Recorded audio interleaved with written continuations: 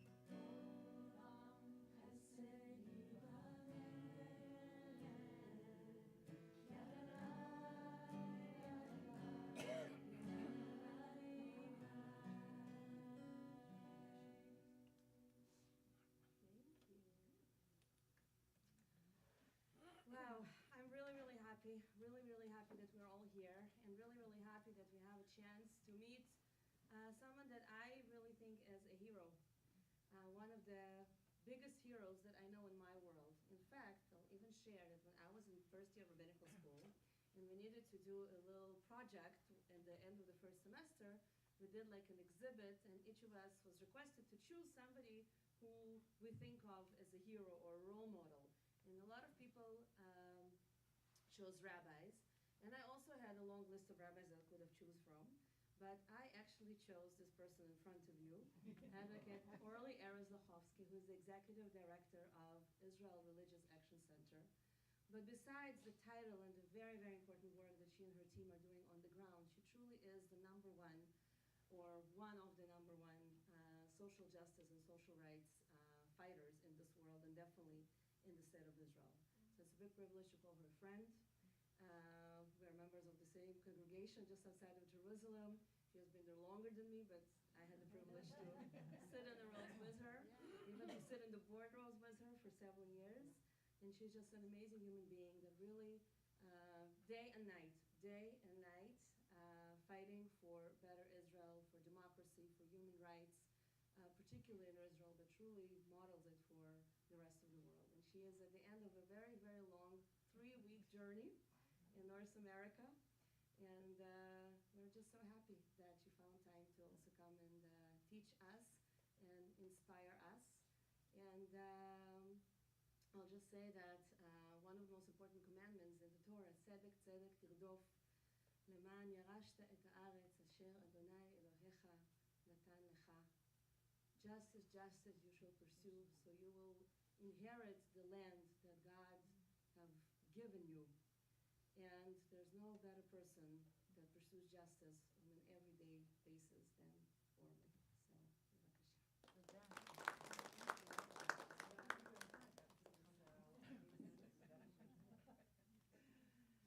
Thank you. And is it okay for me to sit here? Everybody sees me? Oh, I thought it's more intimate. So, first of all, to those of you who are still not signed up for IREX newsletter, please do. I'm sending out a weekly newsletter, usually every Monday, that gives you an idea what's going on in Israel, what we're working about, so it's a good way for you to keep updated. So, hi everyone.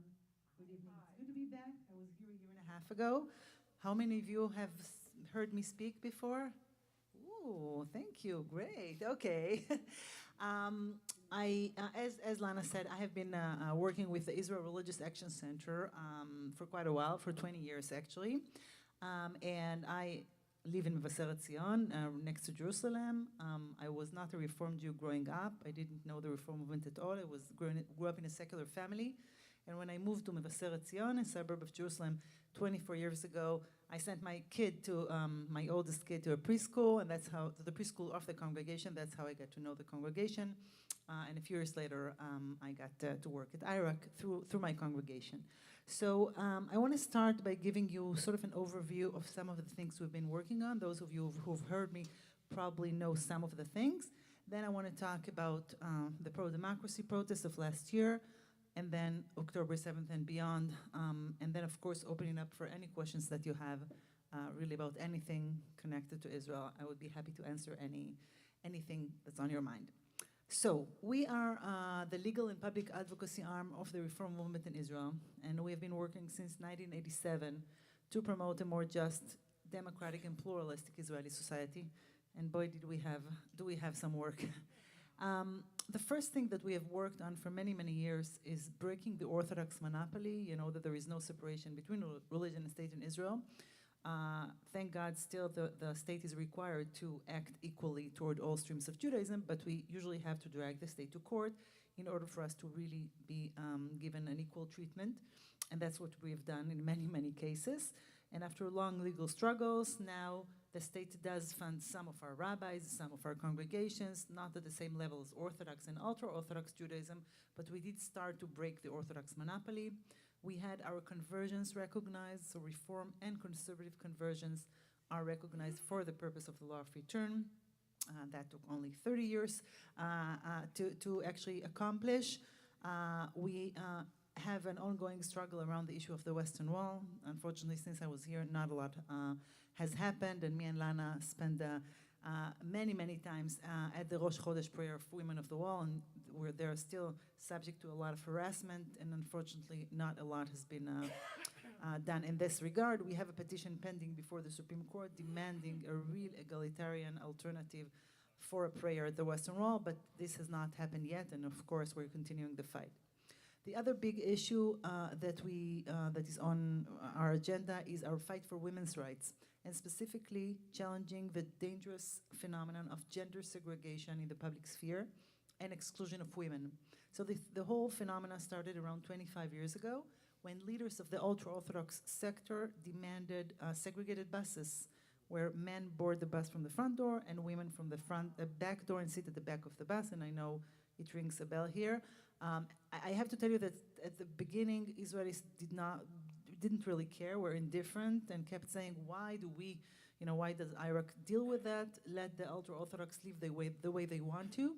Although we were talking about dozens of bus lines all across Israel, where women who did not sit at the back of the bus were harassed, verbally and even physically. So we took the case to court, and the court accepted our petition and decided that, of course, women can sit wherever they want, and today on every bus in Israel there is a sticker actually saying what should have been obvious. But the interesting thing was that we brought about an amazing shift in the public opinion. So today people understand two things. First of all, that within ultra-Orthodox society there are a variety of voices. So there are a lot of people, both women and men, in the ultra-Orthodox society that are against this. They want to sit together. They do not agree with those crazy modesty requirements that are sort of an invented tradition of the last decades. But their voices were silenced for many, many, many years until we basically gave them this voice. And during the legal fight against bus segregation, I had ultra-Orthodox women call me and tell me they thank God that there are Reform Jews in the world because we are fighting the fight that they cannot allow themselves to fight. So it was clear that there are a lot of people who are not heard, and for many years the state only heard the most extreme voice and did whatever the leaders want. Of course, the leadership is all male, and we said this cannot go on. And the other thing people understood is that it really affects everyone. So it's a slippery slope that affects every place in Israel, and you can't differentiate the Israeli public sphere into an ultra-Orthodox with one set of rules and to other places with other set of rules. And so it's clear today that those practices are illegal. We see segregation on other contexts as well, such as in cemeteries, which are run by ultra-Orthodox burial societies and sometimes impose gender segregation on the grieving family or prevent women from eulogizing their loved ones or from saying Kaddish. And we have taken many of those cases to court and won. We had a case against an ultra-Orthodox radio station which did not allow women to be heard on air at all for 2.5 years. After we took the case to court, they started allowing women, thank God, to be heard, and were ordered to pay damages in the amount of 1 million shekels. There are many, many, many other issues of gender segregation, but I want to move to the next area. Next big thing that we are dealing with is our fight against racism, and specifically against racism which is voiced by rabbis or based on Jewish resources. So we go against those who use Judaism to incite hatred. And in Israel, incitement to racism is a criminal offense. And also, if we're talking about a rabbi who is employed by the state, he's under a disciplinary duty to treat everyone with respect. And if he does not, he should undergo disciplinary proceedings. And we had the Supreme Court accept our petitions and decide that those people who incite racism should face trial. Another thing that we did is we used an Israeli law that says that a person who incites to racism may be disqualified from running for the Knesset. For 30 years, this law has not been implemented because you have to bring a lot of evidence to actually convince the Supreme Court to do this. 5 years ago in 2019, we asked to disqualify 4 leaders of the racist Jewish Strength Party. 3 of them were disqualified for the first time in 30 years. The 4th one has not been, and his name is Itamar Ben-Gvir. I'm sure you heard about him. I think it was a grave mistake of the Supreme Court because we warned, and obviously it's much worse than we thought, any of us thought, but it's clear that he should have been disqualified. Nevertheless, his colleagues were, and it was important. We also operate a racism crisis center that offers free legal assistance to victims of racism. And just to give you an example of one of our cases, we filed a class action suit against a cab app like Uber. In Israel, it's called Get. And in Jerusalem, they operated a special service called Get Mehadrin. It was supposed to be seemingly cabs which do not drive on Shabbat, but in fact, it was promising you would get a Jewish cab driver only. So it was clear discrimination against Palestinian cab drivers from East Jerusalem. We brought the case to court, and last summer, this service was ceased to exist because of our suit, and they're going to pay damages to compensate 2,000 Palestinian cab drivers from East Jerusalem. And we have many other cases that our Racism Crisis Center deals with it. We have a lot of work also on fighting discrimination against the LGBTQ community. We had a very exciting victory this year. Under Israeli adoption law, only straight couples were allowed to adopt babies in Israel. Because of our petition a couple of months ago, this discrimination was abolished, and today gay couples can adopt babies as well, so that's really good news. And we also have a legal aid center for Olim, for new immigrants, that helps hundreds of people who come to Israel and want to have civil status, wish to get citizenship. In the last 2 years, we have helped dozens of people flee Ukraine, Belarus, and Russia since the war began, and we have many other cases as well. This is in general the stuff that we're doing, and in December of 22, after 5 election processes, a new government was established, and it was the most extreme government Israel has ever had. It was clear from the beginning that we're going to have struggles on many fronts. And the first thing they set out to do was, of course, the judicial coup. They call it reform, but it was actually a complete coup trying to turn upside down our whole constitutional system. They wanted actually to create a situation where the government would have no restrictions on its power at all. Under our system, it already is a very fragile democracy. We do not have a rigid constitution. We do not have other mechanisms, such as here in the States, that can have checks and balances on the power of the government, such as 2 houses of parliament, or federal system, regional elections. We don't have any of those. And the only restriction on the power of the government is the Supreme Court. The government completely controls the parliament in our system. The only body that can actually either intervene in its actions or strike down laws is the Supreme Court. And what the government set out to do with a series of laws is really take out all the restrictions on its power and create a situation where they would nominate judges, the court would not be, or would hardly be able to invalidate laws, and they would be able to override the decisions of the court and to ignore the opinions of the Attorney General. it was important from the very beginning to explain to Israelis what was at stake. And it was difficult because most people didn't understand what's actually our constitutional law system, and we had to educate the Israeli public very quickly.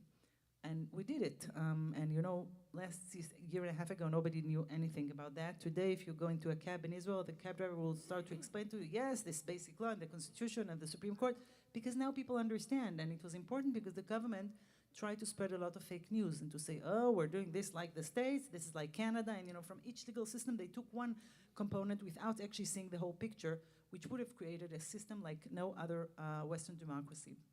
And so, thank God, we got the Israelis out to the streets very quickly. And as you know, for 40 weeks, for 9 months, during the first 9 months of 2023, we had a really unprecedented civil protests that we haven't seen anywhere in the world, not only in Israel. Week after week, hundreds of thousands of Israelis came out to the streets to protest for the values that we have been talking on for many years. So we knew that we have a majority of Israelis agreeing with us, but it was sort of the silent majority that usually stayed at home. And for the first time, we actually saw people going out and literally standing up for those values, praying with their feet. And what we did from the very first day, we joined the protest, the reform movement, and our slogan was, we protect Israel's democracy in the name of Judaism. Because we said that what the government is doing is not only undemocratic, it's also incompatible with our Jewish values. And so every week we held Havdalah ceremonies like we're going to have after this talk in Tel Aviv, in Jerusalem, in other places, then joined the protest. And it was, on the one hand, a very challenging time. On the other hand, it was very inspiring and exhilarating to see this awakening of the Israeli liberal public. And it was an important process that we went through.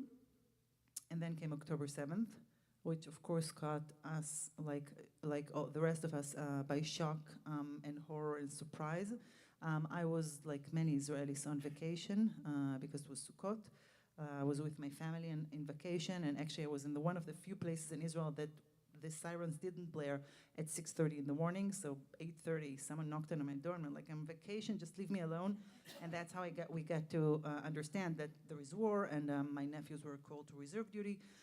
The first few days and weeks, you know, we like all Israelis, just did volunteer work because from the very beginning it was clear that really nothing worked. Okay, no government ministry worked as it should have. And so I went to donate blood. I went to, within my congregation, we sort of start up a sandwich factory. So every morning for 2.5 weeks, 6 o'clock, we made 200 sandwiches and distributed it to soldiers because soldiers were literally hungry. They didn't have anything to eat because, again, nothing worked. Our humanitarian aid fund of the reform movement in Israel, Keren Bekavod, helped many people by distributing toys and other supplies and food. Engage many volunteers to actually help displaced families who had children who didn't have any school or other people who could actually occupy the kids. And so we did it for a few weeks, and I think in general during those really dark times there were two rays of lights. So the first one was that while the government failed to respond completely, we saw how strong and amazing the Israeli civil society is. So all the framework that were set up during the pro-democracy protest were converted really overnight to help so many people who were in need. And this was amazing. I can tell you that our rabbis helped so many people who obviously needed comfort and solace at this terrible moment. We had congregations who were directly affected, both near the Gaza region and up north, and people were in need. And we had a lot of people who answered and helped those who needed assistance at this time. The other ray of light was really the support that we got from all over the world. The amount of messages and WhatsApp calls and phones and emails that I got from all over the world were really heartwarming for me. And people just told me, we don't know what to say, just know that we think of you, we love you, and we care about you. And this was really what I needed at this time. After a few weeks, we at Iraq focused on a few things. First of all, like always happens in times of security tensions, there was an increase in the number of racist incidents toward Palestinian citizens of Israel. We were, of course, very concerned by that, and we complained about a series of many incidents and demanded that the law authorities deal with those. But we understood that it's not enough. We understood that at times of extremism, we must present an alternative vision. And so we decided that for the Israeli Reform Movement, for 2024, one of the major focuses would be shared society between Jews and Arabs within Israel. And so we encouraged our congregations to hold shared society events. During Hanukkah, we held interreligious candlelighting. In March, we held a huge conference in Haifa, offering our congregations programs around this and urging them to incorporate within their activities shared society events.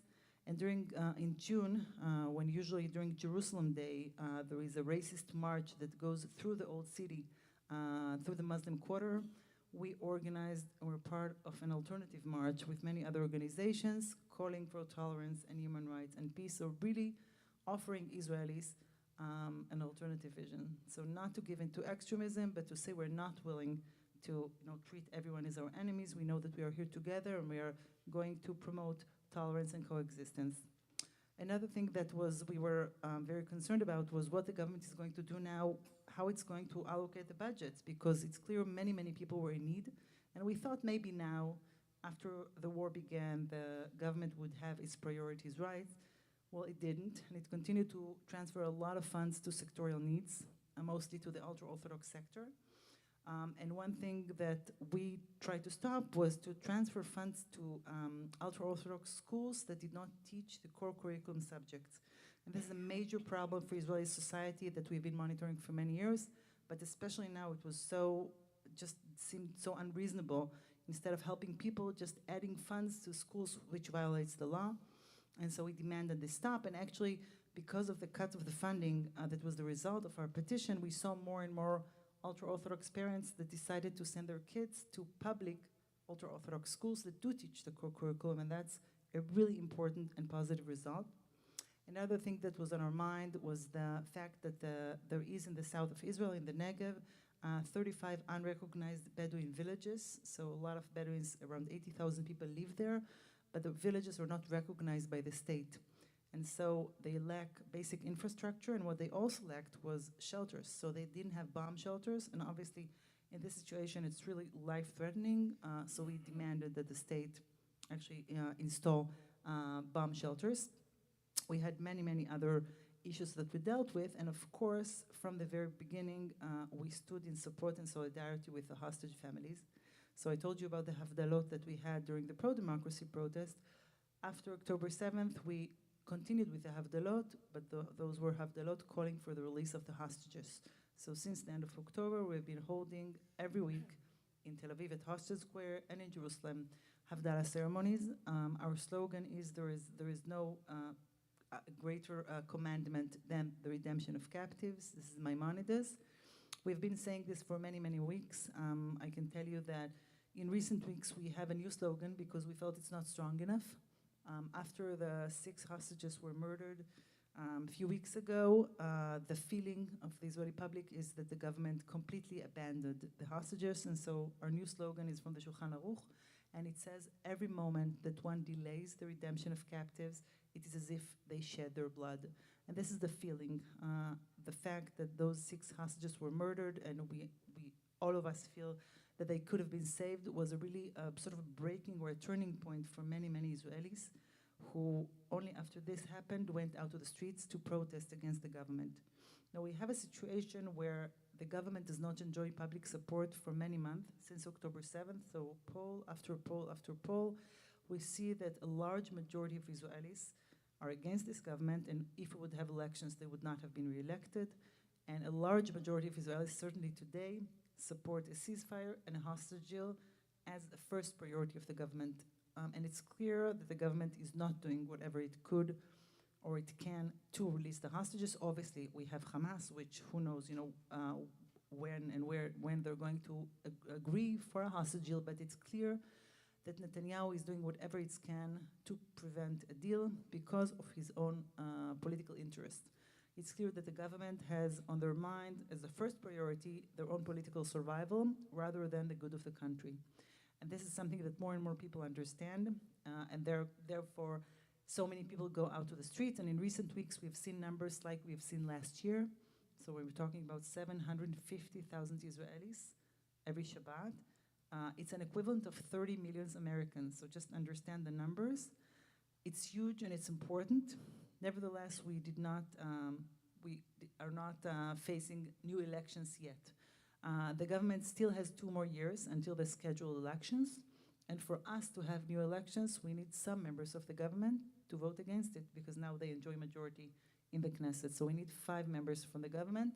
And up until now, none of them had the courage to do so. They, again, think of their own political survival and not about larger interests of Israel. And this is very concerning, but we are, of course, continuing the protests, both the mass protests and also protests in front of the houses of some members of the government that we feel that there is a potential for them maybe to change their minds. Meanwhile, we have, of course, the war all the time, casualties, of course, a lot of Israeli casualties, a lot of casualties, innocent civilians in Gaza. And this is something that is, of course, very, very hard. We are still living not even in a post-trauma, we're still living a trauma. Obviously, everybody in Israel knows someone who was hurt, kidnapped, wounded. Of course, a lot of us have displaced families and friends. And you have to understand that we need a ceasefire not only to bring back the hostages, but also because the army is devastated, is exhausted, both physically and mentally. We're talking about people who have gone to reserve duty for month and month and month, and this can't go on forever. Of course, we have the problem of the ultra-Orthodox that do not go to the army, although the Supreme Court stated that they should. They haven't still. And that's a big problem. I can tell you that while the direct result of October 7th was that many Israelis lost faith and trust in the Palestinians and in some kind of a political solution that would be around the corner, many Israelis also understand that what Netanyahu's government has been doing for many years, which is ignoring the conflict and strengthening Hamas while weakening the Palestinian Authority, was a very bad idea. And so the majority of Israelis still support a political solution to the Israeli-Palestinian conflict, while understanding that it's going to take time. We are in a very, very difficult situation now, but we have to remember that most Israelis do not support the government. They definitely do not support the far right within the government, Ben-Gvir and Smotrich. They are a minority in Israel. Unfortunately, they now have a lot of power, but most Israelis are not aligned with them. And we have to remember that most Israelis believe in other values, and we have to raise a very strong voice around those values. And really, I find comfort and energy when I go out to the protests and feel that so many people care and are not willing to give up. And we have a really resilient Israeli civil society that is going to continue to fight until we have a better government and a better future. And the fact that, as Lana said, I'm concluding an almost 3-week trip that started in Toronto and then in San Francisco and then in LA. And I really feel such an amazing energies and care and support and love of Israel that sort of I bring a lot of good energy with me back home. It really helps me to know that people care and that people care about what we do and that what we do back home is really also on your behalf. So that sort of gives me power to continue. So I think I'm going to stop now and maybe open it up for questions. Sounds good? We will use the mic because we're streaming, so I want to make sure you can. Who wants to start? You're closer. Who would be the one to enforce the requirement of the ultra-Orthodox to join the military and train? So the Supreme Court decided that they should be part of the army, but the government ignores. So the interesting thing is that, we had the judicial coup last year. The judicial coup did not go through because of the protests. So what the government is doing now is instead of changing the law, just disregarding the law. It's easier. Why change the law when you can just do whatever you want? So that's what they're doing. They're disregarding laws. They're disregarding the Supreme Court decision and what the Attorney General is saying. And so what they should have done is the defense minister, the IDF, should have built a plan to actually incorporate the ultra-Orthodox into the army, which is, by the way, not a simple thing, right? We have to understand that we have to make sure that female soldiers are not paying the price. We have to understand that those are people that are could maybe listen to the rabbi and not to the commander. We have to really teach a lot of those people civic studies, civic duties, but it should be done, and we have to start somewhere. and they're just not doing it at all, and it creates, both a lot of outrage and frustration among Israelis, and also it could create a constitutional crisis because when the government disregards the law, then how can we go on? It's a very basic, fundamental mechanism that does not work. So I don't know if you can speak to this, but this last week with what's happened in Lebanon, right? So to us here, whatever, it looks like Israel is now going to fight a war, a major war on two fronts. So what do Israelis think about this? Are they like, yeah, go, or are they no, or I mean, what do people think? Yeah, unfortunately, it's not two fronts. It's many more, right? So we have the Houthim, we have the West Bank, and all at once. And like I said, the army is exhausted. So just thinking of a war, full-blown war in the north is something that it's a very bad timing for Israel. I think, with the pagers thing this week, I think like the first response of Israelis were like, oh my God, we're so smart. It's like a James Bond movie. It's amazing. But then people said, okay, it has to be part of like a plan, right? It has to lead to something. You can't just do it without it leading to anything because that's the problem of the government. They don't have any long-term plan, right? They don't have any long-term plan for Gaza. They're just doing the war all the time without thinking who's going to replace Hamas. And they don't have a plan in the north. So I think that's after the initial sort of, oh, hurrah, we're amazing, people thought, well, where are we going, right? We can't go on for, a war. It was very, very bad for us. I have to tell you that it's a very complicated situation in the north, right? Because the situation now is that for a year, we have tens of thousands of people who are displaced, and also other people who are not displaced are living, in hell. I mean, my sister lives near Shpina. She has not been evacuated, but she has sirens and rockets all the time, and you can't live like that. Kids do not study, and it's you really need to reach some solution. Now, what the thinking was that if we would have reached a ceasefire in Gaza, then Hezbollah would have followed. This is what we thought. Now, because things are sort of escalating, I don't know if it's still possible. I think that Israelis on the one hand say, we have to solve the issue of the north, but I think the most reasonable solution would be to actually have a ceasefire that would stop really all fronts, because as I said, it is our interest. Like, we need to do it. I think, again, the issue of the hostages is a major issue for Israelis. People feel that if they are abandoned, that it's really breaking the basic pact between citizens and the government. And so this, again, with our need for sort of a break for the army, I think most Israelis think we now have to really stop it. With the anniversary of October 7th approaching, I think also just thinking that it's going on for a year, it's the longest war we ever had. People need to stop it, to reach a ceasefire in order to start a healing process of really trying to heal the trauma, which is just, it's still ongoing as long as the war is going. So I think most people would want to put an end to it now, hopefully within an agreement that would create, quiet on both borders. With the West Bank, it's more complicated, obviously, because Ben-Gvir and Smotrich have an interest to actually escalate there, and we have a big problem of settlers' violence that have been going on for long, but has become even worse in the recent months. So that's another thing we have to take care of. But I think first we have to try to reach a ceasefire.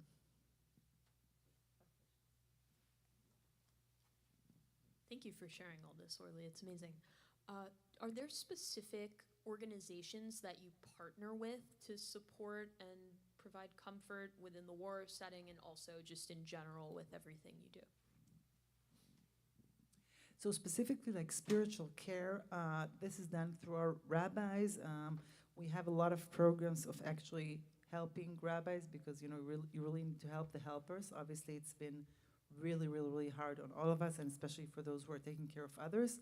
In general, with our legal and public advocacy struggles, we have a lot of cooperation with many, many organizations. Thank God we have so many organizations in our civil society. And because we have a government that we have to really fight so many things that are doing, we have to cooperate with others because otherwise we won't be able to do everything. So we really try to coordinate as much as we can to make sure that we're not missing on anything. So we have a coalition for working with LGBTQ organizations and with women's rights organization and with religious state organization and shared society. So we're working with many organizations. And as I said, there are really so many good people who are giving back a good fight. Thank you. Is this working? Oh. Yes. If I heard you correctly, when you said that there's not regional voting, so you have to wait until, I guess you might say, national elections, where here in the United States, we have what's called midterm elections, so we might not be able to get rid of who's in the White House, but we can affect the House and the Senate. So I was wondering if you could briefly speak to how, from the outside looking in, like I think a lot of us, or people that I talked to, were stunned that Netanyahu got back into power, and the coalition that he formed to get back into power. So I'm wondering, besides the protests, which obviously can have a lot of power, but can you and the Israeli society do anything to get him out of power and to change the course of the war? And then secondly, when you do have elections in 2 years, the way that the system is there, do the citizens have the ability to get him out of power in 2 years' time? Okay, so first, I want to say that while we don't have regional elections, the interesting thing that does happen is like here, when you had Trump, God forbid he's not coming back, you can do a lot of things on a federal level, but you could do things on a state level. So in Israel, we have municipalities. And we did have a municipal election 6 months ago. And it's interesting that when we have such a problematic national government, we see a lot of mayors who are trying to bring on changes within their municipalities. Even mayors who belong to the Likud are right-wing, but are liberal right-wing, like the Likud used to be like a normal party, not insane like it is today.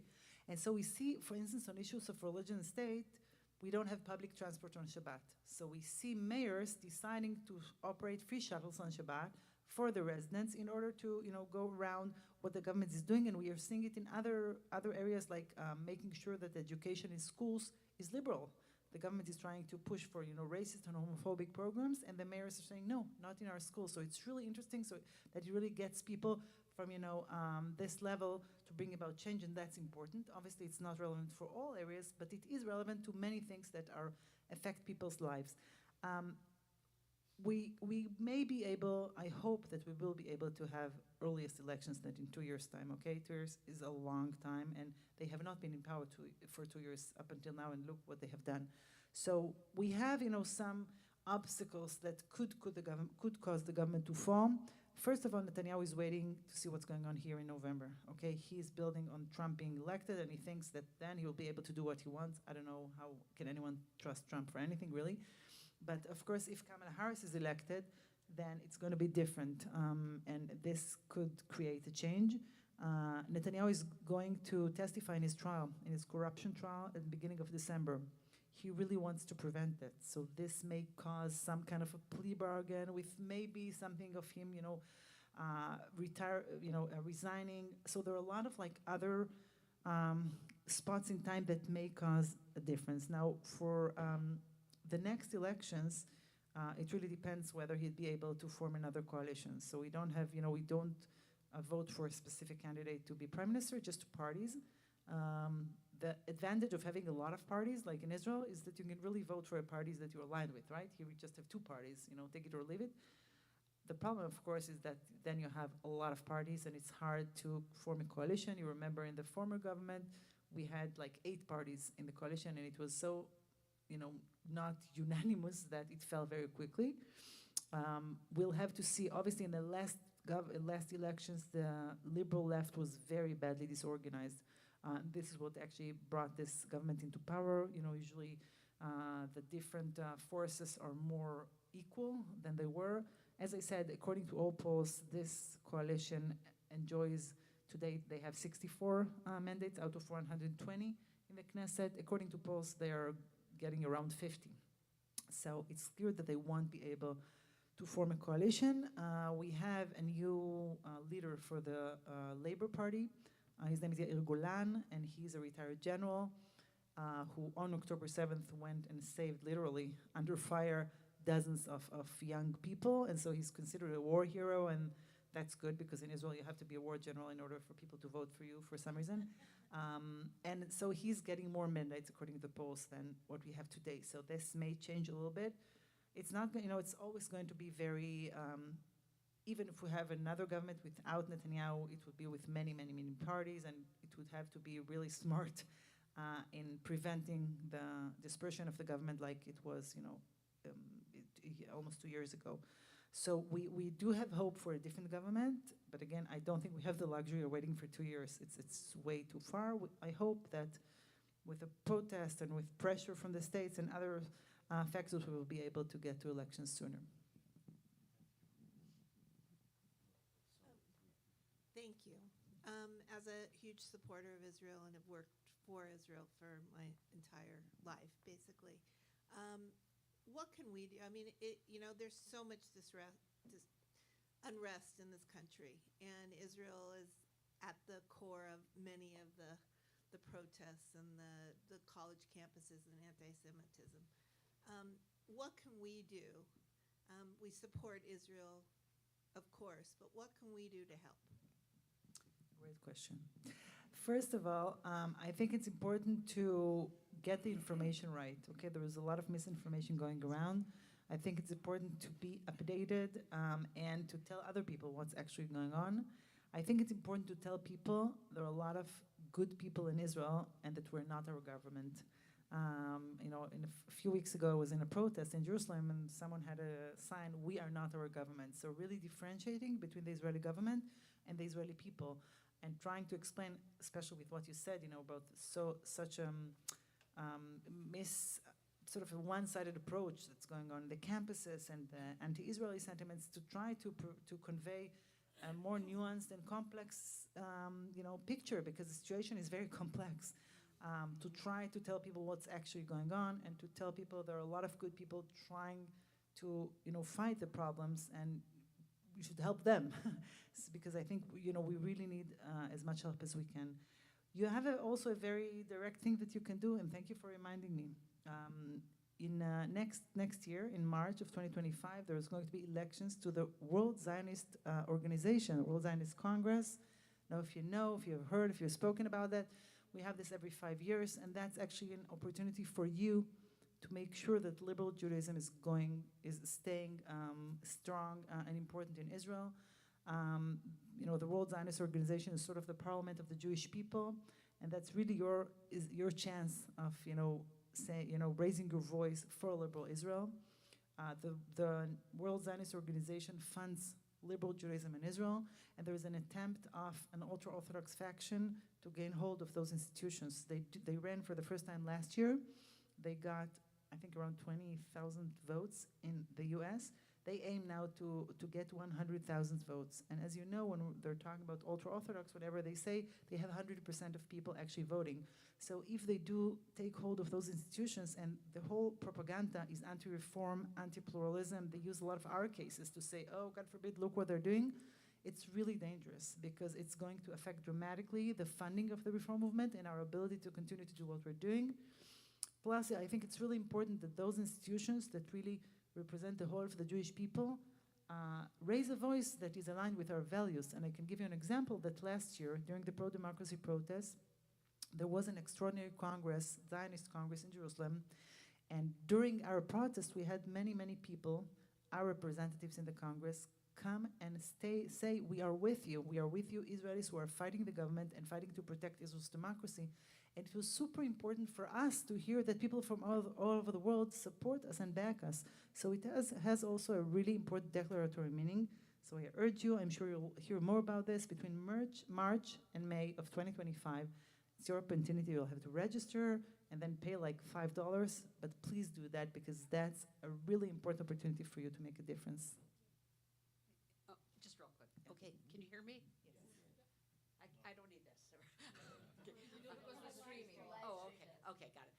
Just a couple questions. I understand it's an ongoing issue, an ongoing thing, and no one knows how it's going to play out in the end. But with Lebanon, I don't run the Israeli government, but I've been reading the press as much as I can, and they're doing things First of all, what they did was not only to disable many, many of the Hezbollah and very little collateral damage, which was brilliant. They're going after now. They're getting leaders every day. So I don't think it's really appropriate to say they don't have a plan. Maybe we don't know what the plan is, but I do think there is a plan. I don't think they just did this and said, well, now we'll see what we'll do. They're getting Hezbollah leaders, and I do think there's a ton of confusion among the Hezbollah. And, they're all going to go to the 72 virgins without penises now. So, it's like, it's a joke. But, Yeah. But in the, I go to Israel a lot. I volunteer with this organization called Sarel, which is actually working and living on an RV base. And what I have found is the people of Israel, not talking about the government, there's such a division. It's much like the United States. It's almost like a 50-50. Many, many people are very, Netanyahu won the election because he got the support of the majority of people. I don't like what he's done. I don't like anything about it, but he did win. And then you get a lot of people are not in favor of a more left, a more progressive government. It's very concerning. I don't have any answers, but it's not like when you have a 50-50 split among the population, it's hard to say who's the majority, what's happening. Okay, so first for the issue of Lebanon, what I meant is that while they may have planned for a military operation is supposed to serve a political purpose at the end.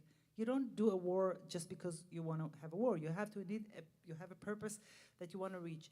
And it's not clear what they want. Do they want to have like a zone of, like a buffer zone? They want people to go back to their homes. No, right, but they have to have a plan how they're going to reach that. And obviously, they have to understand what's going on with Hezbollah, what's going on with Hamas.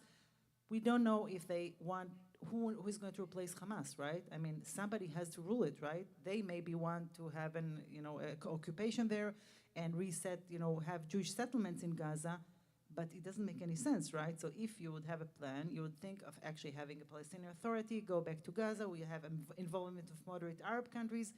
They don't do anything about that. And actually Netanyahu is preventing any discussion of the day after because he doesn't want to discuss this, because he just don't want to stay in power to make sure he's out of jail. Now, what you said about the elections. First of all, it was very close, but it's true that they did get a majority. But the problem was that they tried to change the rule of the game. Okay, even if you win, you can't change the rule of the game to create a system which is not a democracy. And this is what they tried to do, by the way, without speaking about this in the election at all. People, when they voted to the Likud, they didn't know they're going to turn the whole, all of our system around. And you can't do it. It's like in the US, you can't change the constitution, right? You can't unless you have a really broad consensus. Now in Israel, they tried to do, because we don't have a real constitution, they wanted to change the basic laws, which are part of our constitutions, with a very slim majority in a speedy process. You can't do that. I mean, that's not how things work.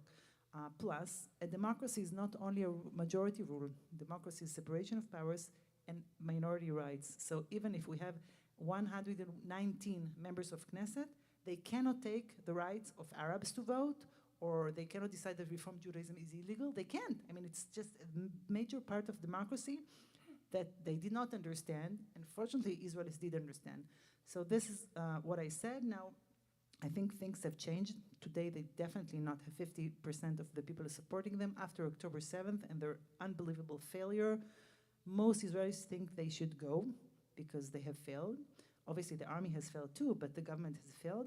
And so today, they definitely not have a majority. And when they said last year, oh, we have a majority of Israelis around, supporting us, now it's not true. Well, what about now? If you don't have a majority supporting us, we'll go home. And not only they're not going home, they, of course, refused to have an investigation committee to discuss October 7th, even though a year has passed, because Netanyahu said we have to wait for the war to end to establish an investigation committee, but he's not going to end the war. So it's like, a catch-22. So I think it's clear that now they don't enjoy support, and the problem is that when there is war and people lost trust in the government and they have to send their kids to die in a war, it's unbelievable. This is something that cannot go on, and because they don't have the support, they really have to if they would have some integrity or some moral compass, they would have done it a month ago, but they haven't. And so I think most Israelis really support that they would go home. So the history of Israel regardless of who's prime minister, who's the MKs, shows that ceasefires don't hold, because the philosophy of these terrorists is wipe Israel off the map and kill every Jew. So how do you see a ceasefire different? Because it may last, as history has shown, a few years. The terrorists get strong again, they regroup, and then they attack again. So without Israel defending itself with war, they're going to be, how are they going to survive? How do you see this situation different than all the others? Well, again, it goes to the question, to the statement that you have to have a plan. A ceasefire is not a plan. It's not your end game, okay? And what we did is we had actually a ceasefire for 10 years in Gaza. But what Netanyahu did in the meantime was give a lot of money to Hamas, because for him, he wanted Hamas to be stronger, because he didn't want a peace process with the Palestinian Authority. He didn't want to give up the West Bank. And so instead of actually creating a plan that would work and solve the conflict, he just made it worse. So the idea is that if we would have brave leaders on both sides, okay, on the Israeli side and on the Palestinian side, we would have, after a ceasefire, start a peace process to talk and to think how we can change things, okay?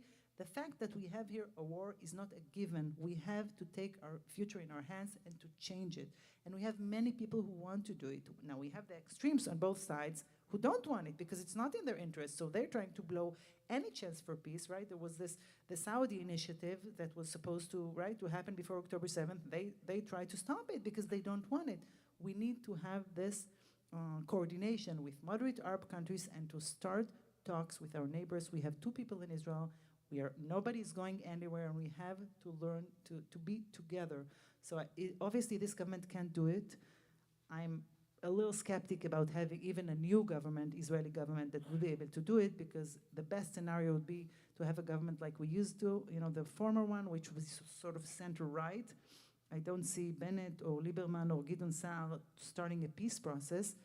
So they would have to start some kind of a healing process of Israeli society. But that's what we have to yearn for, okay? To leaders that would be able to say we have to find a way to live together. Of course, the terrorists will try to, put obstacles in the way, but we cannot let them decide our future. There are a lot of people now talking about we have to talk about peace, not to be afraid to talk about this. And in general, I think what we saw now in the last few decades, that we have one side on the political map, which is the right wing, that was very strong and insistent on its values. And then we have all the others, okay, like the center, who says, instead of saying, let's present an alternative, says, let's be together united, let's hug together and brothers and sisters. And what that caused is a legitimization, a normalization of the extreme right wing, okay? So Ben Gvir, he's the successor of Kahana, Rabbi Meir Kahana. When he went to give a speech in the Knesset, 119 members of the Knesset left the room, including members of the Likud. Now he's invited to every TV channel, everybody's friends with him, because we were not smart enough to present an alternative, a political alternative. And we at IRAC have warned for many, many years about the dangers of extreme right wing, about Jewish fundamentalism. And unfortunately, it took October 7th and this horrible government for people to understand that it's a true danger and that we cannot accept those people as our partners. We should shun them, because if we bring them into the tent, they're bringing the tent, down on us. And we should present a very clear alternative. And we're saying we have specific values that we're not compromising on, and we're trying to go forward to a future of a peaceful solution, of a just society, an equal society, and of course not to give into the, those messianic hallucinations that are trying to get us into. I think we have to have now a clear vision, and more people understand it. We still have a long way because we need to gain more political power, but at least we have to have this clear vision in front of our eyes, and I think what IRAC is doing is part of this really important vision, and more people understand it today.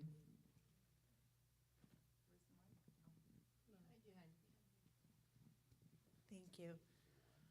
So I think I'm just thinking out loud a little bit, but in this room and among more liberal Jews, I think we hear what you're saying about frustration with a very conservative Netanyahu government, sure. When I speak to non-Jews in the United States, I have extreme discomfort verbalizing any frustration with the Israeli government at all.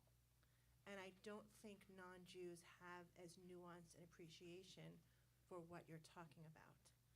And inside this room, I think we can articulate feelings that I frankly do not feel comfortable speaking to non-Jews about.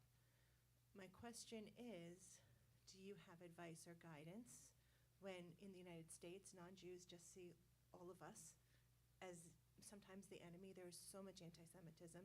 How dare we broach the subject of ambiguity or ambivalence about the Israeli government in the context of severe anti-Semitism? And then I guess as a minor question or offshoot of that, what should we tell our non-Jewish friends, or what should we, in terms of media, be consuming to get for non-Hebrew speakers, to get a more nuanced view of what's happening in Israel? So, I understand what you're saying. I can tell you that last year when I was here during the pro-democracy protest, what I kept telling people is you have to speak up. It's not only your right, it's your duty to speak up, because when you see someone that you love make a mistake, you have to tell him. And so I told people you have to say that Israel is doing something wrong. I agree that after October 7th, we are in a different reality. And I know that things here have been very, very difficult. And it's true that the things I'm saying now, I want to go out to the streets and say the same things. And obviously the audiences I'm speaking with are supportive Jewish, liberal Jewish audiences. And it's true that it's much more complicated. Nevertheless, I think that the message that we are not our government is extremely important. Now, it's true, you cannot convey it in 2 sentences or in a slogan. But if you have a person who you can actually have a deep conversation with, I think it's important to try to convey a deeper and nuanced picture of things. What can you do? Now, when we're talking about young people, it's a problem. I think when people have, a patience and are willing to listen and to learn, I think it's important to say, yes, we have a problem, but hey, America has lots of problems, right? You're not giving up on America, and you're not saying everything is the same. So it's really saying there are a lot of problems, there are a lot of people who are trying to change, there are a lot of challenges. You can't be hypocritic because other countries have problems, and you cannot, portray everyone as the same, because this is clearly anti-Semitic. And it's true that I think you have a big challenge here fighting anti-Semitism. I can tell you that before October 7th, Israelis knew almost nothing about anti-Semitism here. I remember I spoke on Zoom with, I think it was a congregation from Toronto. It was like a year and a half ago.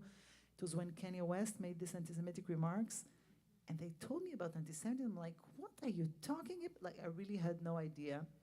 And now Israelis understand that it's a real problem, and I can tell you that people in Israel are really worried about this. And maybe the positive thing is that I think it really strengthened the connections between Israelis and Jews in the diaspora. So we really feel the shared destiny, and we feel we should sort of fight it together on both fronts.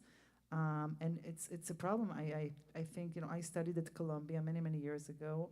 I actually posted a post on Facebook a few months ago saying that I remember feeling very welcome on the campus, and we shouldn't allow a situation where people feel threatened or feel hate just going around. So that's something that should be dealt with. I think really trying to explain to people what's going on is important.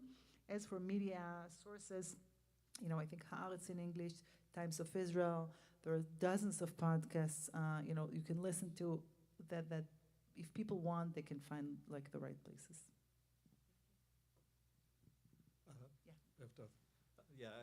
Times of Israel is I find a good English language source, and it feels like an American style news source. The people I hear from in Israel, one of the themes I keep hearing is it's more than a lack of regard. It's almost a dismissal of the people that were killed and taken hostage on October 7th by Netanyahu. They were kibbutznikim. They were a bunch of young people going to a music festival.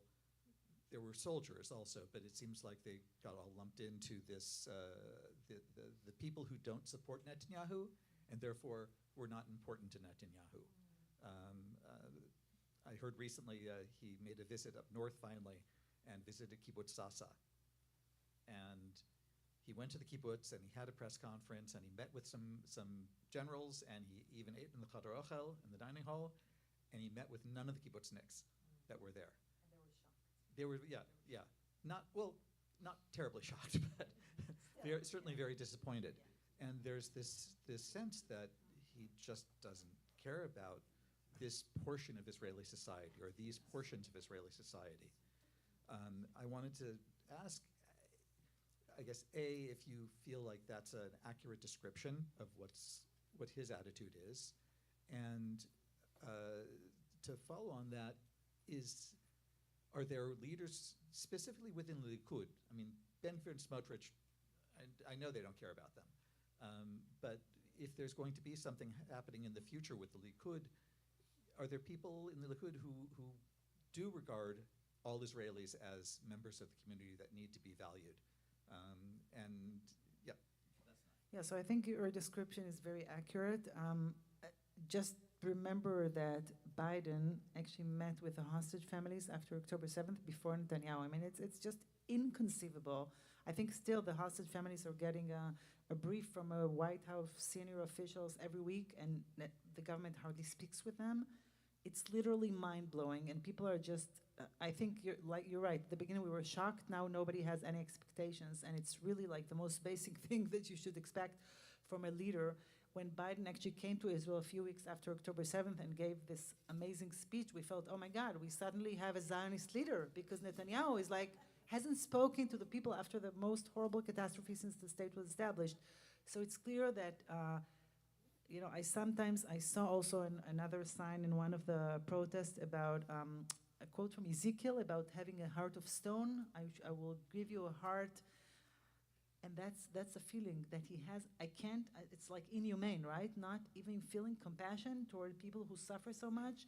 I can't explain this other than to tell the person lost touch with reality. I think in this sense he's like Trump. Really, has become insane. He used to be, by the way, I don't know what about Trump? Netanyahu used to be a rational person, really, that you could trust, to sort of respect the basic, precepts. Now he has completely lost touch with reality, and of course it's very worrisome. Your question about other people from the Likud, we had high expectations that by now some people would speak up. The only one who spoke up was Gallant, the defense minister. He also never voted against the government, right, in the Knesset, God forbid. But he did say, that we need to have a hostage deal. He spoke about drafting the ultra-Orthodox. At least he's, tried to stand against Netanyahu. And of course, there's talks about him being fired and installing Gideon Sa'ar instead of him. So I'm sure there are people within the government, not only the Likud, I think maybe Shas and other parties, that feel very, very inconvenient with what's going on, but it still didn't cause them to say anything. So, so maybe they would feel that something bad is happening, but they're not doing anything. You heard that last week, 3 women who distributed flyers in the synagogue of Yuli Edelstein from the Likud were arrested because they put flyers showing hostages on chairs in the synagogues. I mean, a police, controlled by Ben-Gvir that doesn't do anything with settlers' violence and such. So Yuli Edelstein is a person who was supposed to be like a liberal person within the Likud, right? He's like not saying a word. So that's a huge disappointment. By the way, another disappointment is the president of Israel is that he's not saying anything or hardly saying anything, and that's also a huge disappointment. So I think that by now we're very, very disappointed with all of them. Again, we're continuing with the protests because it's important to continue to put pressure and to say to those people, you have to look to the eyes of the hostage families and to remember that their time is running up and we have to take them home, because if we wait, there will be no one left to bring home alive. How are Israelis dealing with this ongoing trauma, with injuries and deaths and the soldiers, in constant peril? I'm imagining that people are in constant distress. How are Israelis dealing with that? Yeah, I think we're definitely a society in trauma. I think that we're going to see the repercussions for years to come. I really don't know how really people, hostage families and bereaved families. I mean, it's really a nightmare. I can tell you that when we're talking about the post-trauma and dealing with post-trauma of soldiers, at least there is now more awareness of the IDF. And so every soldier is entitled to, I think, like dozens therapy sessions. I know that my nephews were entitled. Obviously, it's not enough. I mean, it's something. So at least people understand now that it carries a price, that people are going to carry with them their whole lives, and understanding their need, they need to be taken care of. But as long as the war continues, some people are not taking care of themselves because they're waiting for it to finish. And because it's so long, it's just becoming more and more problematic. And of course, it's affecting their kids, and it has, I'm not talking about the effect to the Israeli economy, and it really, all of those implications have to be taken into consideration by the government, right? So everyone is paying a price now, and it's not. So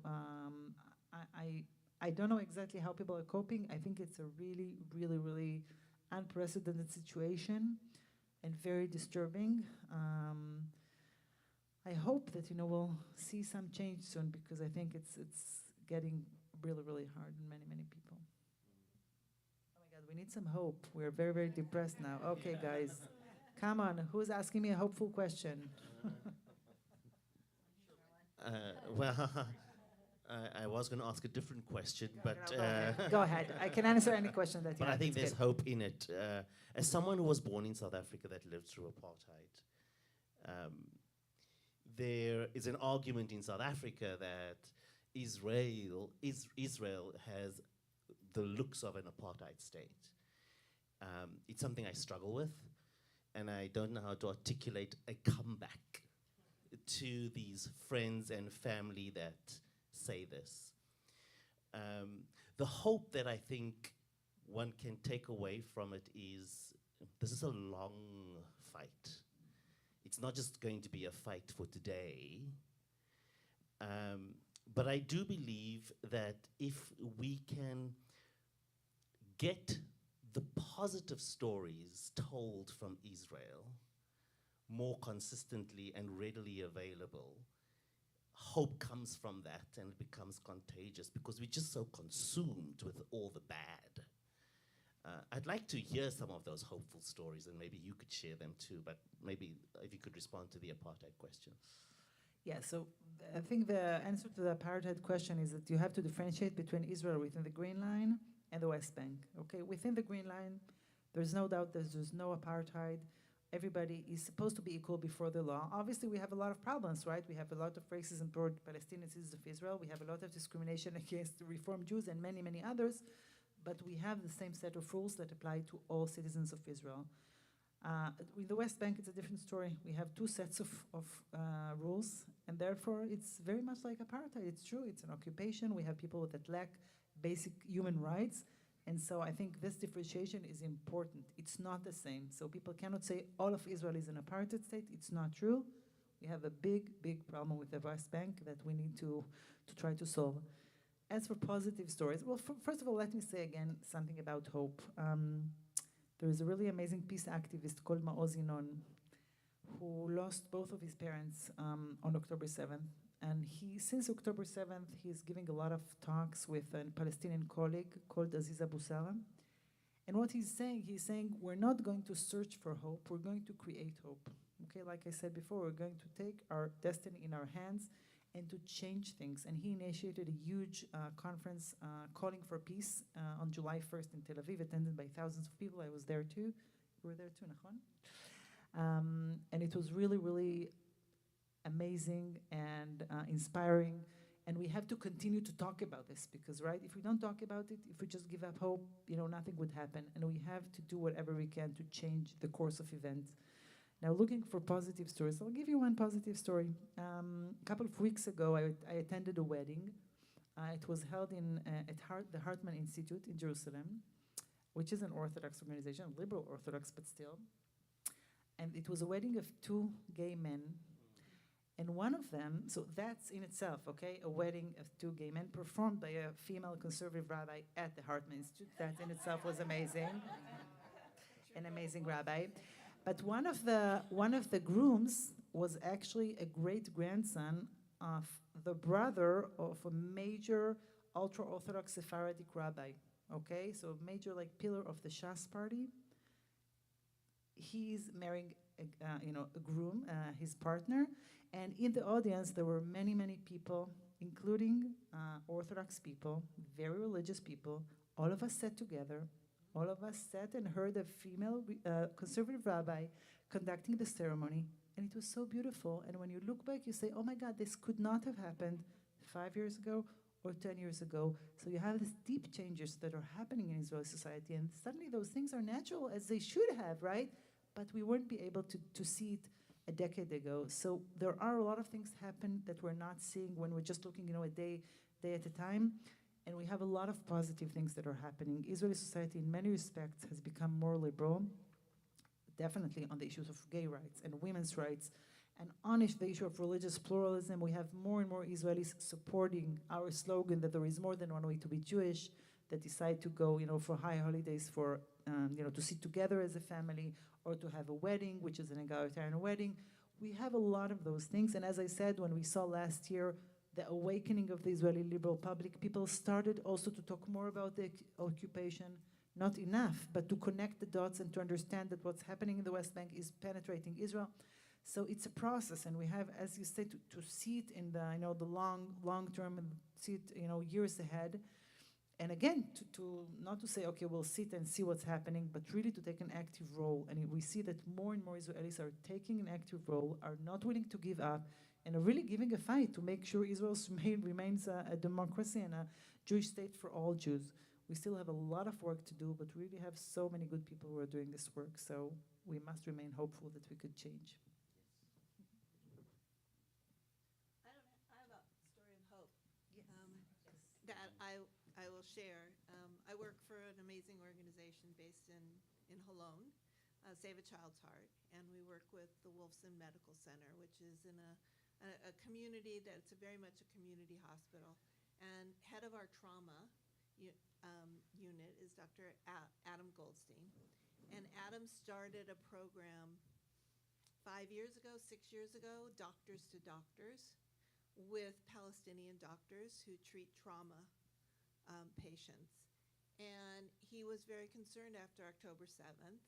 And he was called up on reserve. He's been to Gaza twice. I mean, he has seen everything. And his program is continuing.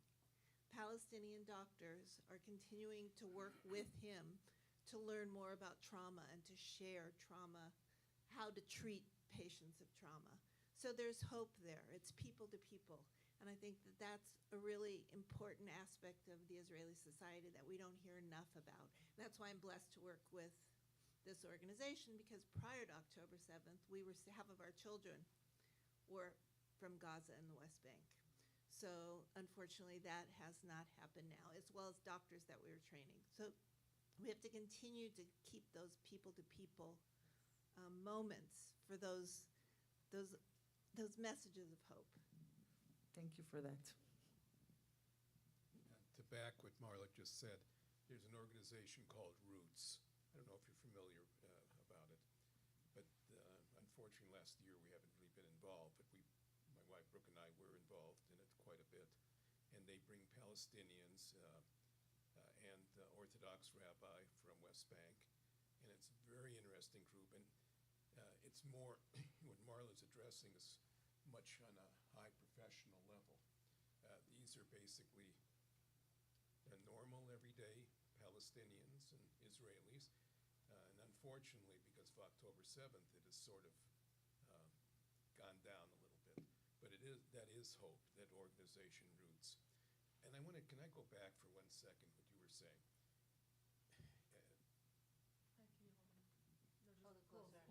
That's all right, sorry. Is there polling in Israel?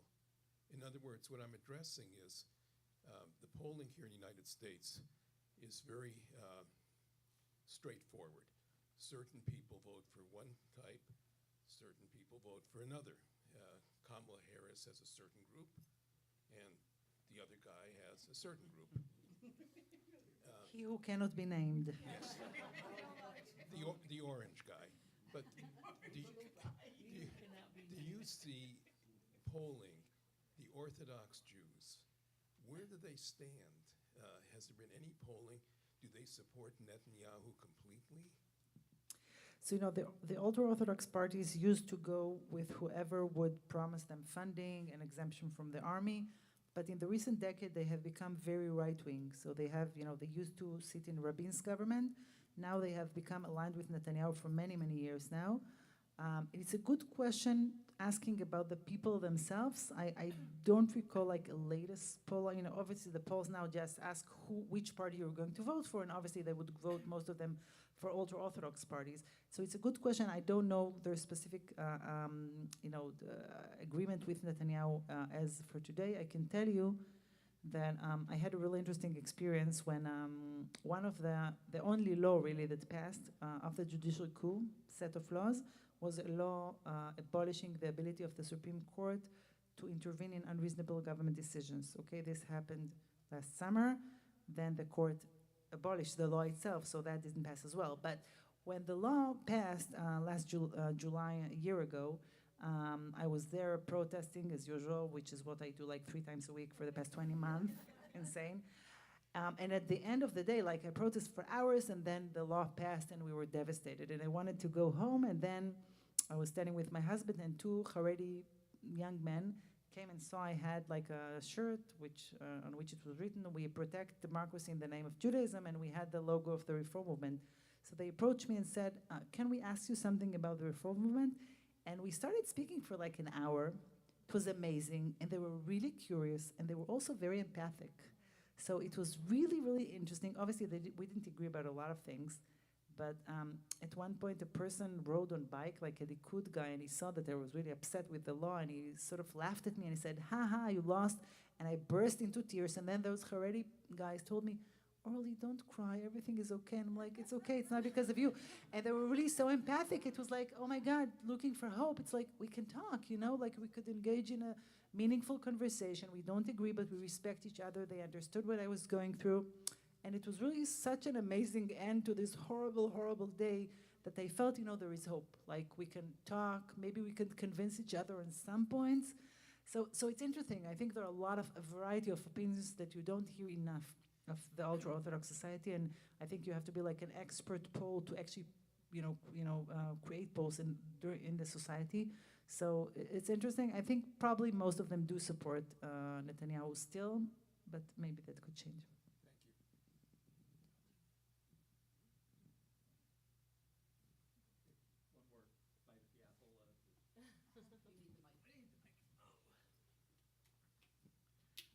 Quick one, and maybe a hopeful one. The last government included Mansour Abbas. First time an Arab-Israeli party has been part of a government. How was that experiment regarded, both by Israeli Arabs and by the more moderate Jewish portion of Israeli society? Is this something that will happen again if there's a non-Likud government? It's a really good question because on the one hand, I think a lot of people really appreciate Mansour Abbas. He really represents a very brave kind of leadership. And as you said, it was really the first time that an Arab party was part of the coalition. Unfortunately, I think a lot of people among the center-right would say that it would not do this again. I think that some of them, like Bennett, said it hurt them politically. And I think that's devastating because I think he really represents this kind of a shared society and coexistence that we should actually encourage and promote. And so I don't know exactly, like I couldn't tell you what's the opinion of like Palestinian citizens of Israel. I'm not sure. I think some do agree. Obviously he's, getting in every poll, he's crossing the threshold while other Arab parties, not all of them do. So I think he does have a strong base of support. But some, might think like he's too cooperating with the Zionist government or something. So it took a lot of courage on his part, of course, to be part of this government. I think it's super important to strive for a government which has Arab representation. I think some people support it, but unfortunately not enough.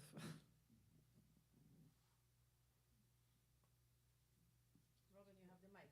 You want to say something? I have nothing to add.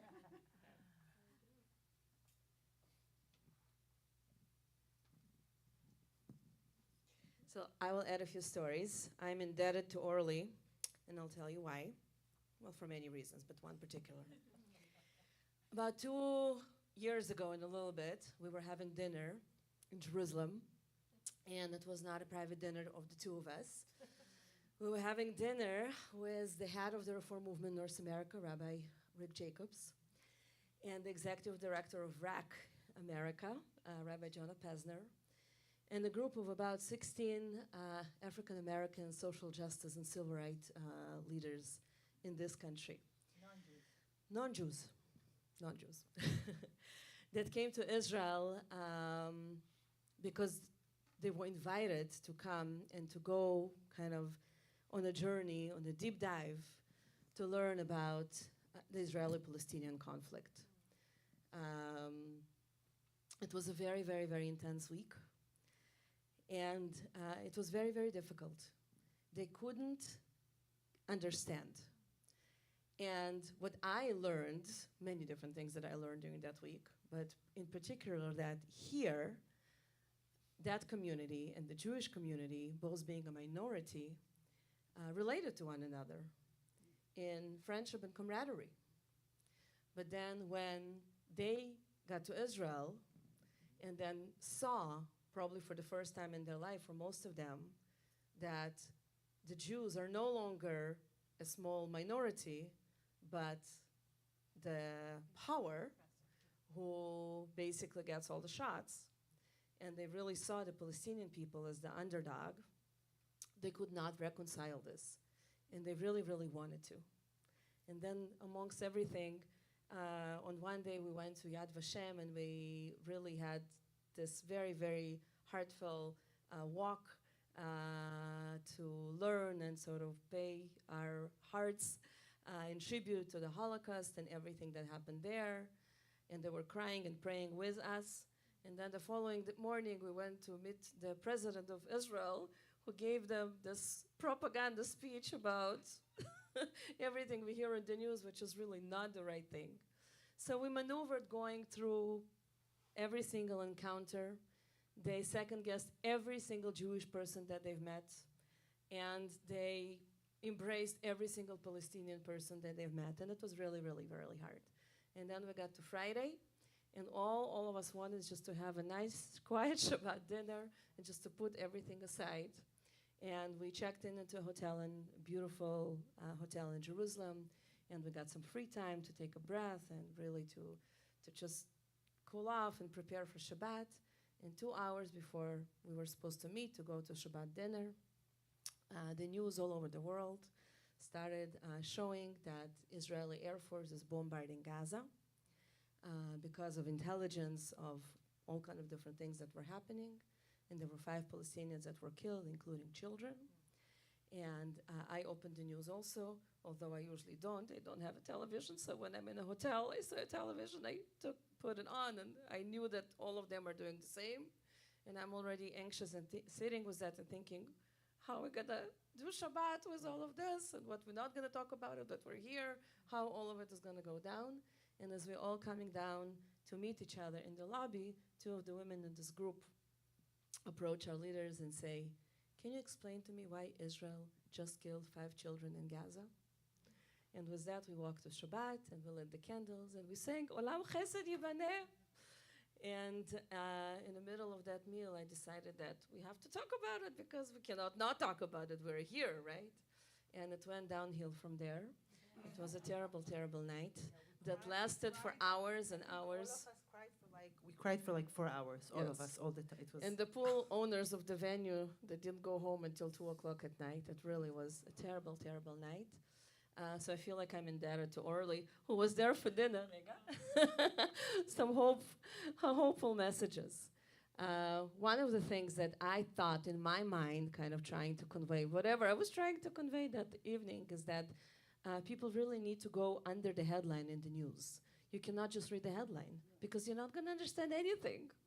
So the first thing is that about 2 weeks after that dinner in Jerusalem, one of the participants in the group wrote an article to a big newspaper in America, and the title of the article that she wrote was, "You must read beyond the headline, which was like, okay, maybe it wasn't as bad as I thought. But more importantly, I cannot tell you how many times, and I remind you of non-Jews, how many times, it's relating to your question, in the past year since October 7, members of that group emailed us, texted us, WhatsApped us, and just asked, how are you? I'm thinking about you. And a couple of months ago, we had a Zoom for all the people on that trip, or a lot of them, and I felt like I'm visiting the world that is yet to come over the course of whatever, 90 minutes or so that we were together.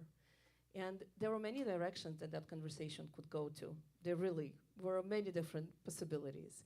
And all they wanted to do, and these were the words they say, we are here for you, our Jewish brothers and sisters, and we want to know how you are. You are our family, and we want to know how you are doing. And that was really kind of the thread of the entire conversation. And I cannot even tell you how moving it was, especially, having everything that I shared previously. So that's one story that I owe Orly. The other piece is that I really want to invite us to put things in perspective, and that goes back to Jana's question. Israel is 76 years old. It's a young country, and it's a country of dreamers. And we are all equally caught up in what's happening right now, and that's what's happening for the last 351 days since October 7th.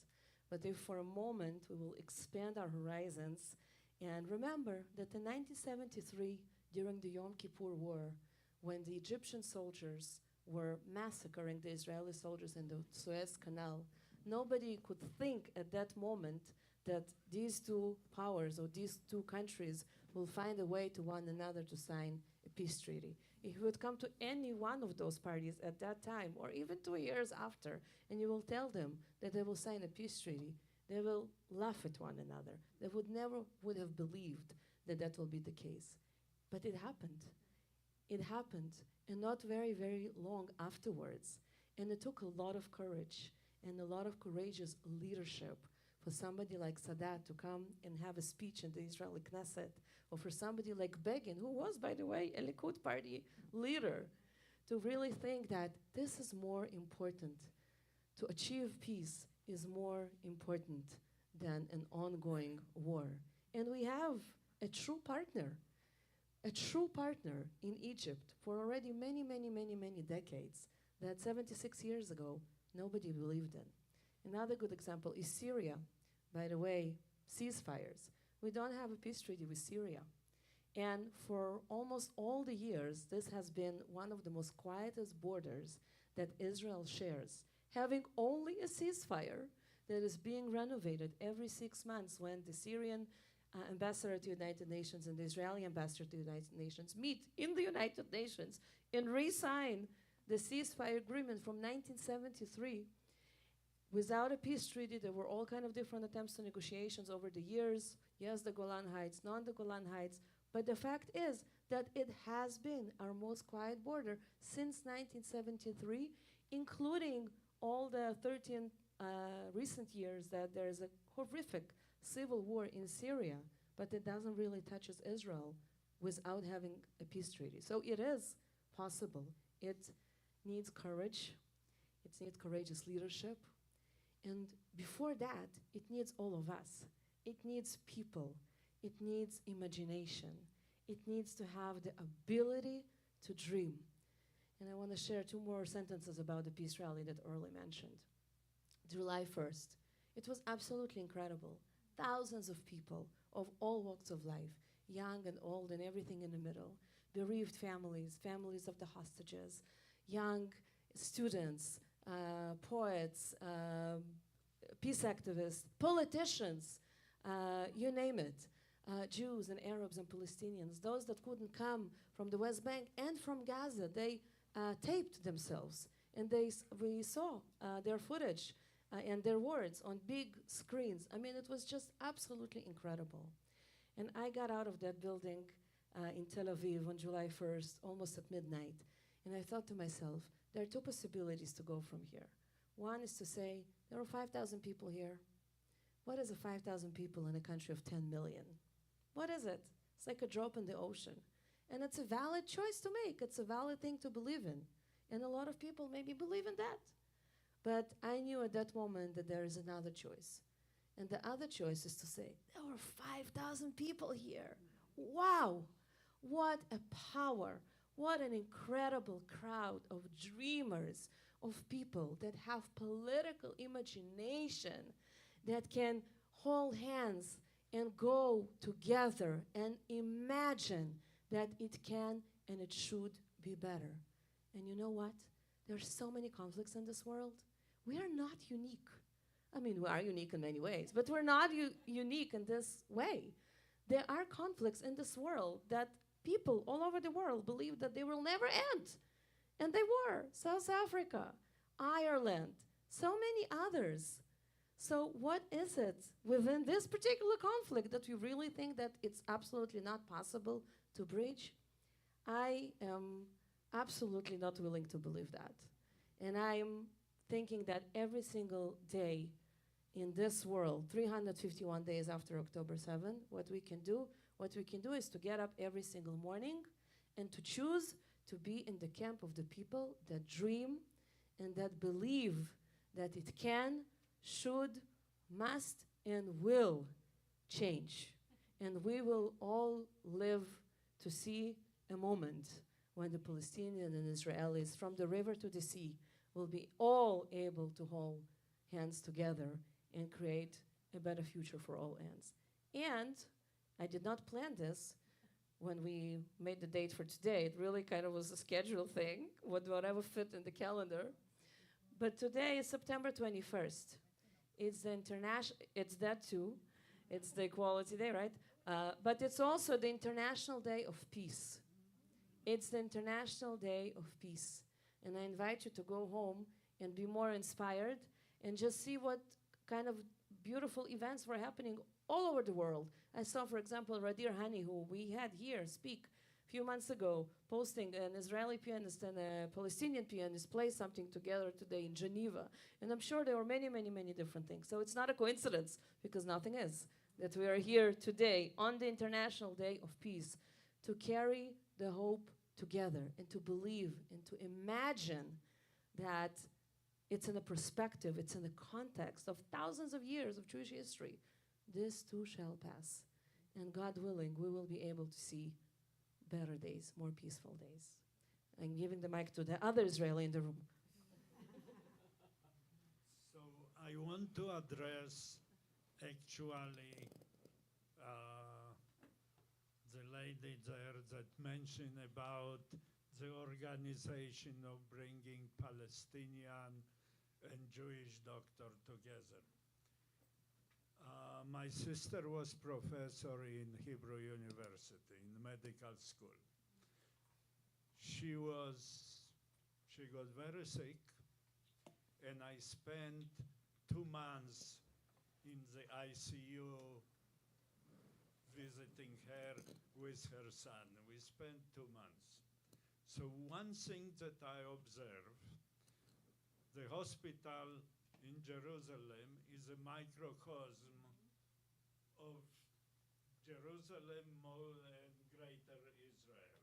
You have Christian, Muslims, other religion, and they all lay in ICU. Majority of the nurses were Palestinian from East Jerusalem, male, no female. No offense, there were some Russian nurses.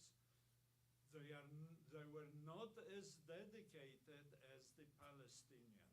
There were big number of doctors which were graduated of Hebrew University in Kerem in Jerusalem and Manskopus Nursing. And when I asked the fellow professors that were visiting my sister, for me it was something very new. I didn't realize so many Palestinians are there in ICU, and they say not only ICU doctors, it's through all hospital, through all Israel. It's not there. So the cooperation and living together exists. It exists. And I am not sure what happened now after October 7th. It's the same. I can tell you that a few years ago we wrote a report about the health system as an example of coexistence of Jews and Arabs and how we can replicate it in other systems. We see once in a while incidents where patients ask not to be treated by Arab doctors, but the hospitals do not respect it. So it is an amazing place that really all over the health system we see an unbelievable coexistence between Jews and Arabs. And as you say, it's doctors, we have, Arab managers of hospitals, we have really all across all the ranks. So that's, it's true, it's another hopeful story. And we're getting ready for the Havdalah. I have to tell you that I'm used to having Havdalah only on the streets in protests. And it's true, 2 weeks ago, I took part in a Havdalah ceremony with Reform rabbis in Toronto, and I was like, I couldn't understand what's happening because it's like so weird for me, just holding Havdalah, a candle, not as part of the protest. It's insane, but that is the story of our lives for the past 20 months. We need a lot of noise around, people screaming, signs, there's like a lot of, In June, we hosted Rabbi Dalia Marks here. One of our colleagues, a phenomenal person, and a lot of you were here. And she was here on Friday night, and before that, we spent a little bit of time together. So she told me, and I really carry that with me, she said, there's so many protests that every single day I get up and I don't know where to go. Shall I go into this protest or with these families or with these families? I don't know where to be. I live on the street. This is what she said, and I really carry that. And of course, when I was in Israel this summer, we had 3 Shabbatot. So every single Motzei Shabbat I saw early, either in Tel Aviv or in Jerusalem and Dalia and so many others. And just think that our movement and our rabbis are leading these for all the weeks without losing one. 351 days, almost 50 weeks, week after week after week after week. They don't get paid. They travel from all over the country to be there, to hold the hands of the hostage families and to say, we are here, we're not forgetting you. What an incredible gesture of love and compassion and family and peoplehood. And of course, Orly didn't share with you that she's also a mother of 3 beautiful children. And she hasn't been home for 3 weeks. And I'm sure that she will land and she will go home and she will hug her family. And then she will put on the protest t-shirts and she will be there on the first one that is happening. I have to tell you that last time I was in the States, in the East Coast in March, I landed. My husband came to pick me up. We put the suitcases in the car in the parking lot of the airport, and then we took a train to Jerusalem because there was a huge protest in the Knesset, and I said, I had to be there. I don't care. I just landed. And then we took the train back and went home. So, yeah. And that's what she's going to do now also. So have no doubt. So first of all, thank you. Toda rabba. Thank you so much. Thank you for the opportunity. For finding time for us also on this very, very long journey. You're a true hero and a role model. And you change the world every single day, every single minute. Thank you. It's such a pleasure to be here and to hear your amazing remarks. And while Lisa is preparing to lead us with Havdalah, I want to invite everybody to stand up. Orly brought all kind of different things that you can find outside when we're going to leave the sanctuary. And this was one of them. And I thought, what a most beautiful tribute. It's a prayer that was composed by Rabbi Yair Tobias, one of our colleagues in Israel, a Reform young, very, very talented rabbi. I don't know if we have enough for everybody, but let's get like one for 2 or 3 people. It's in English. So, for the sake of the State of Israel, in honor of the International Peace Day, for the sake of democracy, for the sake of all people, if you have one, please join, and we'll read it out loud, and I'll give mine also to somebody in a minute.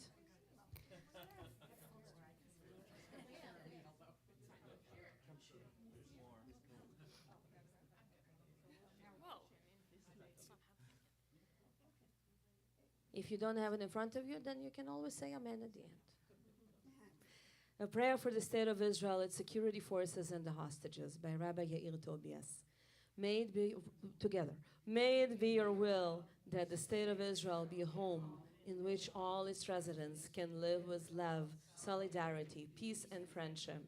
May it be a place of security, serenity, and trust, where the spirit of generosity and love-kindness flourishes. May hate, animosity, fear, terror, and indifference find no place in it. May all its leaders and officials be blessed with wisdom, integrity, and fairness. Guard, protect, and give courage to all who serve and defend the state of Israel. May its soldiers, reservists, police, rescue, and security forces return home in sound body and mind. May we witness the safe return in body and in soul of all the captives and the missing, as it is written, for in joy you will go forth and be guided in peace. The mountains and hills will exalt before in you in joyous song. Bless all the residents who keep the country functioning through hard work, love, and commitment, so that we may see better days and the prophecies fulfilled. No longer will violence be heard in your land. I will grant peace in the land, and you shall lie down untroubled by anyone. I will give the land respite from vicious beasts, and no sword shall cross your land.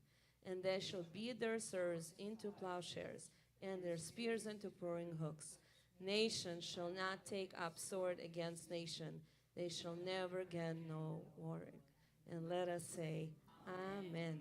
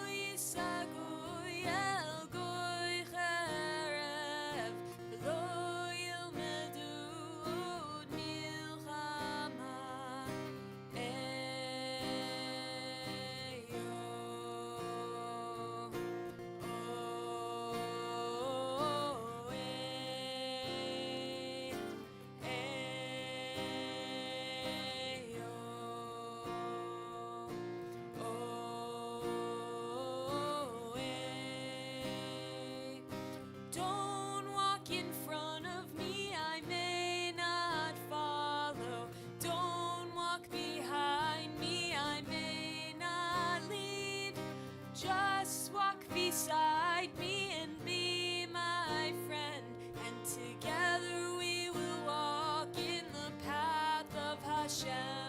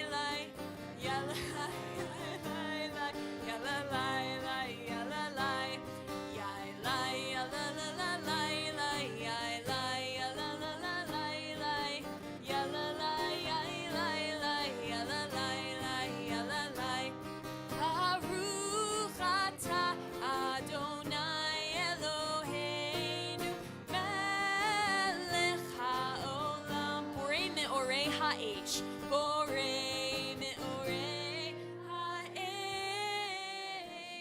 Borei me'orei ha'esh. Ya Elai, ya la la la la Elai. Ya Elai, ya la la la la Elai.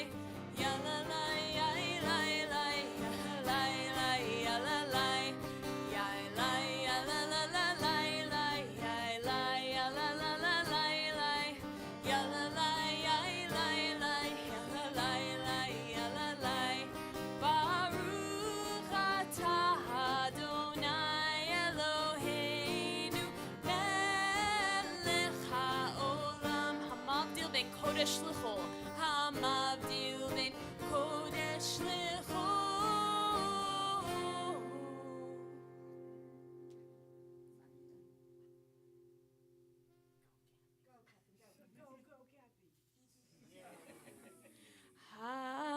Hamavdil ben kodesh l'chol.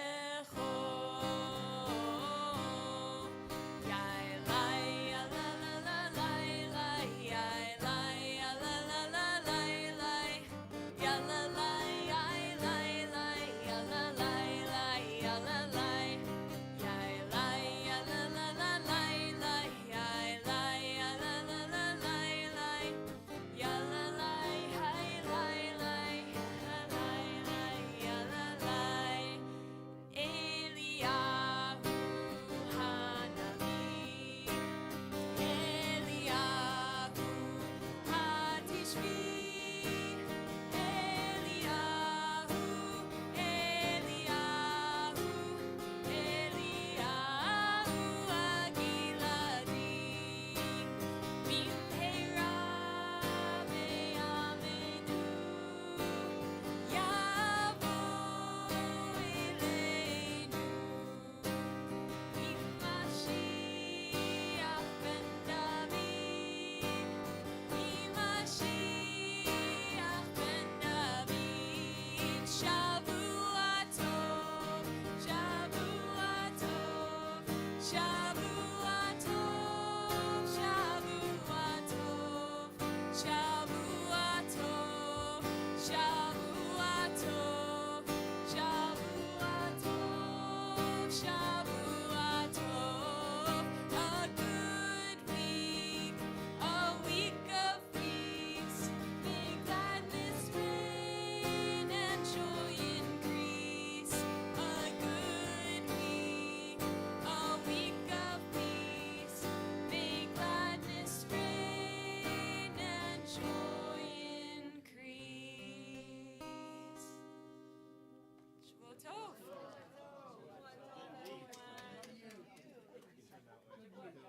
We have some refreshments. My daughter made cupcakes and she decorated the whole site. Please also join us next Saturday night for another beautiful Havdalah, which will be intertwined with a beautiful, beautiful, beautiful Slichot service. The last Shabbat of the year before we go into the new year. Please join us in the evening. You know where to find all the information. Let's have a selfie. Oh, A selfie. Yeah, we put the lights on. Yeah, let's put the lights on. You won't see me in the picture.